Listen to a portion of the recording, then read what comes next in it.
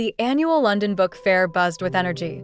Authors signing their latest works, publishers discussing deals, and thousands of book lovers wandering among the endless rows of booths like bees in a hive of paper and ink. Among them walked Isabel, tall, quiet, thoughtful. A canvas tote bag on her shoulder already sagged with the weight of 5 new books.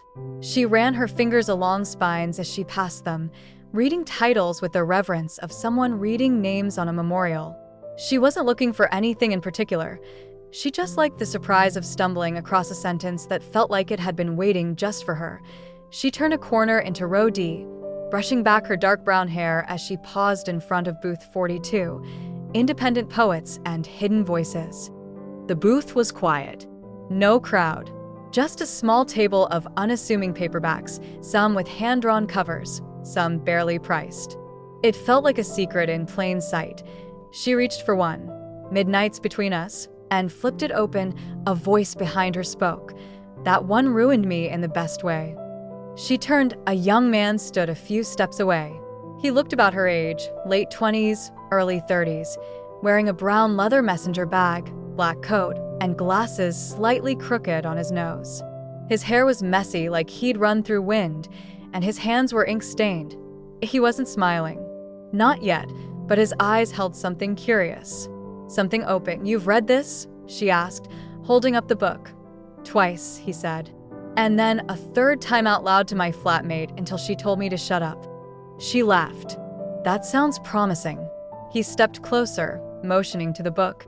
"If you read the poem on page 31 and don't feel something shift in your chest, I'll buy you a coffee."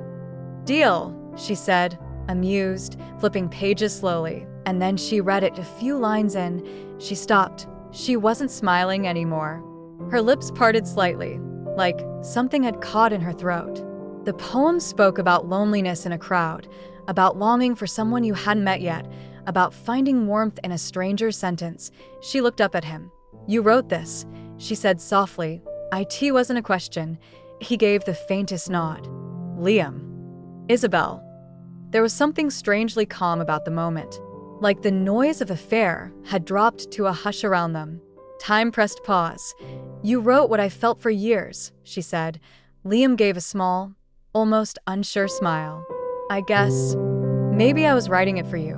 They stood like that, close, surrounded by shelves and strangers, but suddenly alone in a way that felt rare and important. Then, without thinking, Isabel asked, "Would you sign it?" He blinked, a little surprised. "The poem?" She nodded, offering a pen from her bag. He opened the front cover and wrote slowly, deliberately. She watched his hands, the way he pressed down just enough to make the words feel permanent. When he handed the book back, she read what he'd written under his name. "I didn't know you'd read this, but I hope someone like you would." And then, in the softest moment of stillness, they both leaned in at the same time. The kiss was quiet, barely a breath, lips brushing together like 2 lines of poetry finally meeting at the right page. It wasn't desperate. It wasn't dramatic. It was a beginning. When they pulled away, Isabel's voice was only a whisper. "I think I just met my favorite author." Liam smiled, finally wide now. "I think I just met the reason I wrote anything at all."